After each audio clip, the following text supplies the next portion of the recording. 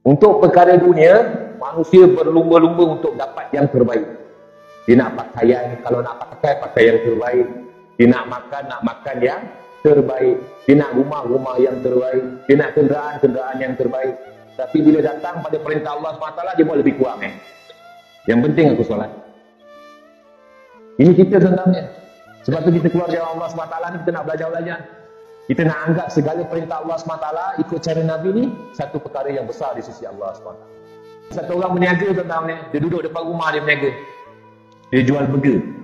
Satu hari dapat RM50, RM60. Kadang-kadang RM70. Kadang-kadang RM100. Tiba-tiba satu orang sahabat datang jumpa. Mat, kau berniaga kat sini tak bagus lah. Kan, tak ada orang lalu. Buat apa berniaga sini? Kau pergi berniaga depan sikit. Jauh kat depan tu. Kat jalan besar tu. Kalau kau berniaga kat situ, insyaAllah kau boleh maju perniagaan kau. Orang ramai situ. Dia pun buat keputusan.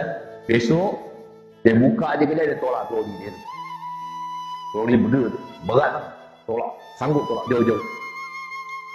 Jual tepi jalan tu. Berpeluh-peluh dia. Dia pun buka tepi jalan, satu hari dia ada dapat RM1,000.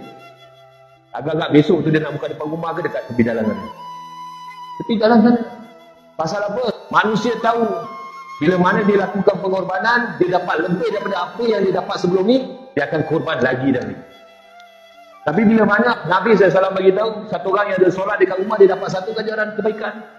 Dan bila mana manusia bersusah payah mujahadah, keluar daripada rumah dia, dalam keadaan dia berwudu, setiap langkah dia Allah SWT ampunkan satu dosa dia, Allah SWT bagi dia satu kebaikan, Allah SWT naikkan dia satu darjat. Manusia tak yakin. Sanggup pergi jauh-jauh, pergi Singapura, dapat lagi satu. Tadi ada sahabat kita beritahu pergi petik buah dekat Australia, sanggup untuk perkara dunia.